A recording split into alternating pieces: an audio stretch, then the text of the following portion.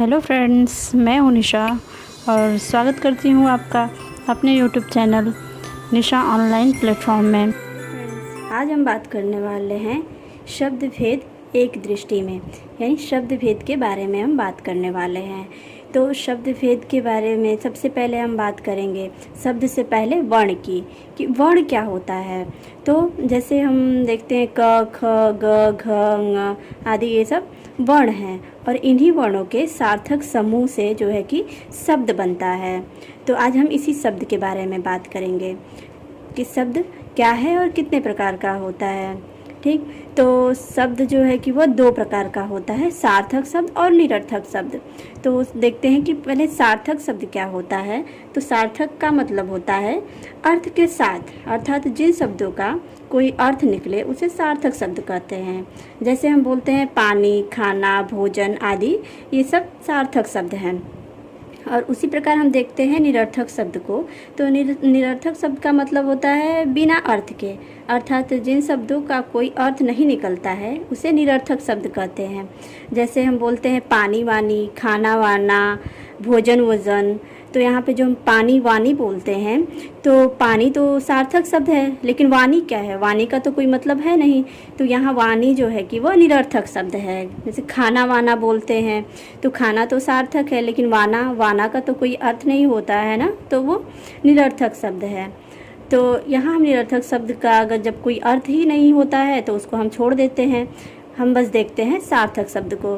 तो सार्थक शब्द की रचना कैसे होती है, तो सार्थक शब्द का प्रयोग क्या होता है, इसको उसकी उत्पत्ति के आधार पे हम देखेंगे, रचना या बनावट के आधार पे देखेंगे, प्रयोग के आधार पे देखेंगे, विकार के आधार पे देखेंगे और अर्थ के आधार पे हम इसको समझेंगे। तो सबसे पहले हम देखेंगे रचना या बनावट के आधार पे कि शब्द कैसे बनते हैं। तो रचना या बनावट के आधार पे शब्द जो है कि वह तीन प्रकार का होता है, रूढ़, यौगिक और योग रूढ़। तो हम रूढ़ देखते हैं कि रूढ़ क्या होता है। तो रूढ़, जिन शब्दों के खंड सार्थक नहीं होते हैं उन्हें रूढ़ शब्द कहा जाता है। तो शब्दों के खंड कैसे होते हैं, तो शब्दों के खंड जैसे हम बोलते हैं राम बोलते हैं, हम लिखते हैं राम। तो यहाँ अगर इसका खंड किया जाए तो होगा रा और म। तो यहाँ ना तो रा का कोई अर्थ निकल रहा है अकेले और ना तो म का कोई अर्थ निकल रहा है। यहाँ इसके खंड सार्थक नहीं हो रहे हैं, इसके अलग अलग कोई अर्थ नहीं निकल रहे हैं, तो ये रूढ़ शब्द कहलाते हैं। राम जो है कि वह रूढ़ हो गया है। जैसे और उदाहरण ले लेते हैं, जैसे खाना, झट, नाक, कान, गला, मुँह। यहाँ इन सब शब्दों के अगर हम खंड करते हैं तो इनका खंड खंड में कोई अर्थ नहीं निकलता है, तो ये रूढ़ शब्द कहे जाते हैं। अब देखते हैं यौगिक शब्द। यौगिक क्या होता है, तो दो रूढ़ शब्दों के योग से यौगिक शब्द बनता है जिनके खंड सार्थक होते हैं। जब दो रूढ़ शब्द बनेंगे, मिल जाएंगे, तो वहाँ पे यौगिक शब्द बन जाता है जिनके जो है कि खंड जो है वो सार्थक होते हैं। जैसे हम लिखते हैं आग बबूला, आग बबूला। तो यहाँ पे अगर इसका खंड किया जाए तो होगा आग बबूला। तो यहाँ पे हम देखेंगे कि आग का भी अर्थ निकलेगा और बबूला का भी अर्थ निकलेगा। ये दोनों जो है कि अलग अलग अपना अर्थ देते हैं, तो ये दोनों मिलके यौगिक शब्द बन जाते हैं। ठीक, उसी तरीके से हम देखते हैं दूध वाला लिखते हैं, छल छंद, घुड़सवार आदि शब्द जो है कि वो यौगिक शब्द हैं, क्योंकि इनके जो है कि खंड जो है कि सार्थक होते हैं। अब हम देखते हैं योग रूढ़, कि योग रूढ़ क्या होता है।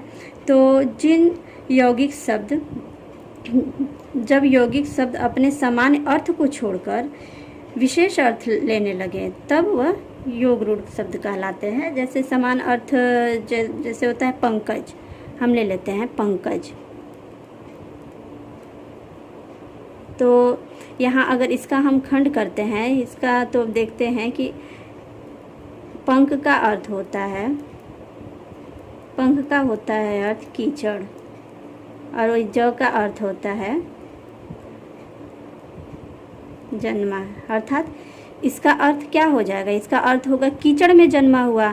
तो यहाँ इसका हम सामान्य अर्थ न लेके इसका विशेष अर्थ निकलता है। कीचड़ में जन्मा हुआ, इसका तो कोई अर्थ हुआ नहीं, इसको हम कीचड़ में जन्मा हुआ न बोल के इसको हम बोलते हैं, यह एक इसका विशेष अर्थ कमल निकलता है। तो इसको पंकज को हम कमल के नाम से जानते हैं। ठीक, तो इस प्रकार से इसे जैसे समासिक शब्दों में भी कुछ ऐसे शब्दों का अर्थ रूढ़ हो गया है जिन्हें हम समास रूढ़ कहते हैं, जैसे दशानन, लंबोदर, पीताम्बर, नीलकंठ आदि। तो दशानन जो है कि रावण के लिए प्रयोग किया गया है ना, दशानन रावण के लिए प्रयोग किया गया है। दशानन यानी 10 है, आनन मीन्स मुख, सिर, तो जिसका 10 सिर होता है उसे दशानन कहते हैं। तो यह रावण के लिए जो है कि शब्द प्रयोग किया गया है दशानन का। और उसी तरीके से देखते हैं लंबोदर का अर्थ होता है लंबा उदर वाला, लंबा पेट वाला, तो यह श्री गणेश के लिए प्रयोग किया जाता है। ठीक, उसी तरह पीताम्बर हुआ, नीलकंठ हुआ आदि शब्द जो है कि ये अपना विशेष अर्थ रखते हैं। तो ये सारे शब्द जो है कि योग रूढ़ कहलाते हैं। अब हम देखते हैं उत्पत्ति के आधार पे शब्द बनते हैं कैसे। तद्भव, तत्सम, तद्भव, देशज, विदेशी और संकर शब्द बनते हैं। ठीक, तो पहले हम देखते हैं तत्सम शब्द को, का अर्थ क्या होता है। तत्सम का मतलब होता है, जैसे हम लिखते हैं तत् धन सम, तत् का मतलब होता है उसके, सम का मतलब होता है समान। तो उसके किसके समान, उसके का मतलब होता है संस्कृत, यहाँ उससे उसके का मतलब होता है संस्कृत, यानी संस्कृत के समान। कि जो भाषाएं, जो शब्द संस्कृत के समान होते हैं वो तत्सम शब्द कहलाते हैं। अर्थात जो संस्कृत से ज्यों का त्यों हिंदी में ले लिए गए हैं उन्हें तत्सम शब्द कहते हैं। जैसे मातृ, आम्र, प्रथम आदि ये शब्द जो है कि ये तत्सम शब्द कहलाते हैं। और यहीं पे देखते हैं तद्भव शब्द, तद, यहाँ इसका अगर अलग करेंगे तो तद्भव, यहाँ तद का मतलब होता है, तद का मतलब होता है उससे, भव का मतलब होता है उत्पन्न, उससे किससे, यानी संस्कृत से उत्पन्न या जन्मा हुआ। तो यहाँ जो संस्कृत से उत्पन्न होता है वे शब्द तद्भव शब्द कहलाते हैं। जैसे जो शब्द होते हैं वो पहले हिंदी का तो हम उद्भव ही मानते हैं संस्कृत से, कि संस्कृत से ही हिंदी का निर्माण हुआ है। तो जो है कि संस्कृत से सीधी भाषाएं हिंदी में नहीं आ गई हैं। यह जो है इसके संस्कृत हिंदी के विकास की प्रक्रिया काफ़ी लंबी चली हुई है, जो कि संस्कृत, पाली, प्राकृत, अपभ्रंश से होते हुए जो भाषाएं हिंदी में आए हैं वह बनते बिगड़ते जो हिंदी में चले आए हैं और उनका प्रयोग अभी तक हो रहा है। तो वे सब भाषाएं जो है कि वो तद्भव कहलाते हैं। जैसे काम, कर्म, काम हो गया, वरस हो गया, माँ, पिता आदि शब्द जो हैं कि वो तद्भव शब्द कहलाते हैं। अब यहाँ पे हम देखते हैं देशज। देशज शब्द क्या होते हैं कि देशज जो है कि स्थानीय बोलियों या उपभाषाओं से आए क्षेत्रीय शब्द देसी या देशज शब्द कहे जाते हैं। जैसे ढूंढना, खाट, टाठी, ये सब जो है कि वो देशज शब्द कहे जाते हैं। और उसी प्रकार से हम देखते हैं विदेशी शब्द क्या होते हैं कि विदेशी शब्द जब विदेशी शासक जैसे अरबी, फारसी, पुर्तगाली, यूनानी, फ्रांसी, अंग्रेज आदि शासक हमारे देश में आए तो वे अपनी भाषा को भी साथ ले आए और वे तो चले गए परंतु अपनी भाषा यहाँ छोड़ गए, जो हिंदी में आज भी प्रयोग किए जाते हैं। तो उन्हें ही विदेशी भाषा कहा जाता है। जैसे अरबी से आए हुए कुछ शब्द हैं, जैसे अरबी से आए हुए हैं कि कानून, किताब, खुफिया आदि जो है कि अरबी से आए हुए शब्द हैं। उसी तरीके से फ़ारसी से आए हुए शब्द हैं चुगलखोर, चापलूसी, दफ्तर आदि जो हैं कि वो फ़ारसी से आए हुए शब्द हैं। अब देखते हैं तुर्की से भी कुछ शब्द जो आए हुए हैं जिन्हें हम प्रयोग करते हैं, जैसे कि दरोगा, बारूद, कैंची इत्यादि शब्द। और उसे यूनानियों से भी कुछ यूनानी भी आए तो वो भी अपनी भाषाएं लेके आए, जैसे टेलीफोन जो हम यूज़ करते हैं वो यूनानी भाषा है, टेलीग्राम बोलते हैं वो भी यूनानी भाषा है, एटम, ऐसे शब्द जो हैं कि वो यूनानी भाषा से आए हुए हैं। और फ्रांसीसी भाषा का भी यूज़ हम करते हैं, जैसे पुलिस हो गया, कर्फ्यू हो गया, इंजन हो गया, इंजीनियर हो गया, इत्यादि भाषाएं जो हैं कि वो फ्रांसीसी से आए हुए हैं। तो फ्रेंड्स, और अंग्रेज़ी भाषा को तो आप डेली यूज़ करते हैं, अब ज़्यादा से ज़्यादा हिंदी में अंग्रेज़ी का प्रयोग होने लगा है, तो अंग्रेज़ी की तो बात ही क्या करनी है। वहीं देखते हैं शंकर की, कि संकर भाषा क्या होता है, संकर किसे कहते हैं। तो दो भाषाओं के मिश्रण से बने शब्द संकर कहलाते हैं। अब दो भाषाओं से मिश्रण शब्द कैसे हम यूज करते हैं, कैसे हम प्रयोग करते हैं अपने बोलचाल में। जैसे हम बोलते हैं रेलगाड़ी, बोलते हैं रेलगाड़ी, तो यहाँ हम देखते हैं कि जो रेल है वो अंग्रेजी भाषा का शब्द है और गाड़ी जो है कि वो हिंदी भाषा का शब्द है। तो ये हो गया ना संकर भाषा, यहाँ दो भाषाओं का मेल हो गया एक शब्द में। और बोलते हैं हम जांचकर्ता बोलते हैं, जैसे जांचकर्ता बोले तो यहाँ जांच जो हो गया वह हिंदी हो गया और कर्ता जो है कि संस्कृत हो गया। तो यहाँ भी हम दो भाषाओं का मेल करके बोल रहे हैं, हिंदी प्लस संस्कृत को एक साथ बोल रहे हैं। रेल यात्री हो गया तो यहाँ अंग्रेजी और संस्कृत को बोल रहे हैं। रेल जो हो गया अंग्रेजी हो गया और संस्कृत जो हो गया वह अपना यात्री जो हो गया वह संस्कृत हो गया। तो यहाँ हम अंग्रेजी और संस्कृत को मिश्रित करके हम बोलते हैं। ठीक, अब हम देखते हैं प्रयोग के आधार पे शब्दों को कितने भागों में बांटा गया है। तो प्रयोग के आधार पे जो है कि शब्दों को दो भागों में, विकारी और अविकारी। तो यहाँ जो हम देखते हैं कि संज्ञा, सर्वनाम, विशेषण और क्रिया जो है कि ये विकारी शब्द हैं। ठीक, ये चार जो है कि ये विकारी शब्द हैं और क्रिया, विशेषण, संबंध बोधक, समुच्चय बोधक और विस्मयादि बोधक जो है कि अविकारी शब्द हैं। फ्रेंड्स, ये जो संज्ञा, सर्वनाम, विशेषण, क्रिया विशेषण जो इतने सब सारे हैं, तो इसके लिए हम एक अलग से वीडियो बनाएंगे क्योंकि इस वीडियो में ये काफ़ी लंबा हो जाएगा। ठीक, तो ये भी बस यहाँ इसके भेद के बारे में ही हम चर्चा कर रहे हैं। तो फ्रेंड्स, ये देखते हैं कि विकारी शब्द क्या होता है। तो विकार का मतलब होता है कि यहाँ पे एक चीज़ और जान लेते हैं फ्रेंड, कि संज्ञा, सर्वनाम, क्रिया विशेषण या विशेषण जो भी ये सब सारे हैं, तो ये जब भाषा में शब्दों का प्रयोग होता है तब व्याकरणिक दृष्टि से इन्हें संज्ञा, सर्वनाम आदि किस रूप में समझा जाता है। इसी आधार पे शब्दों को दो भागों में बांटा गया है, इसी के आधार पे शब्द को दो भागों में बांटा गया है। तो इसको दो भागों में विकारी शब्द और अविकारी शब्द कहा गया है। तो विकारी शब्द क्या होता है उसे देखते हैं। तो जिन शब्दों में लिंग, वचन, काल आदि के कारण विकार अथवा परिवर्तन आ जाता है उन्हें विकारी शब्द कहते हैं। जैसे हम लड़का को जैसे बोलेंगे वचन के आधार पे लड़का, लड़के, लड़कों आदि रूप भी बनते हैं। ठीक, तो ये विकारी शब्द, इसमें परिवर्तन आता रहता है। ठीक, तो ये विकारी शब्द कहलाते हैं। और अविकारी क्या होता है,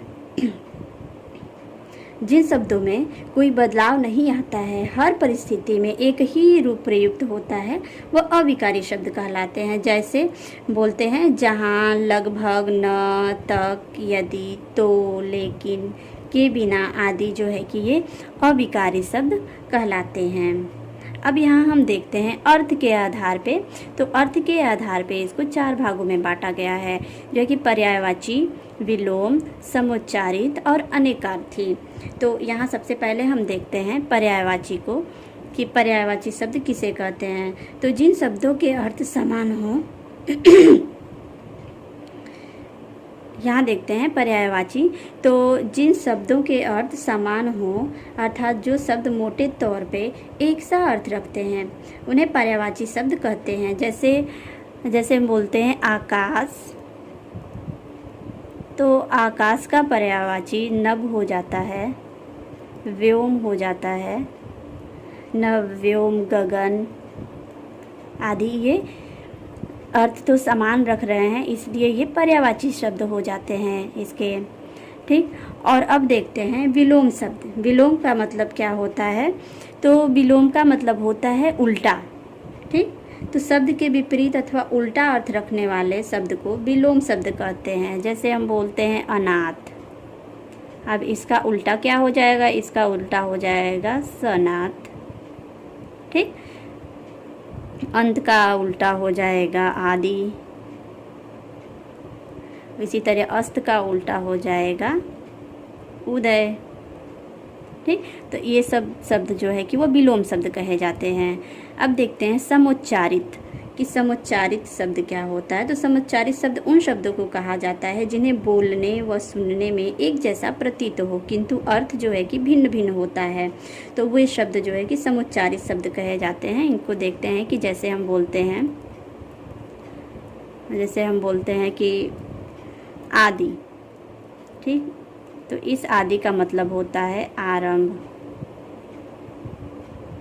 ठीक, और बोलते हैं आदि।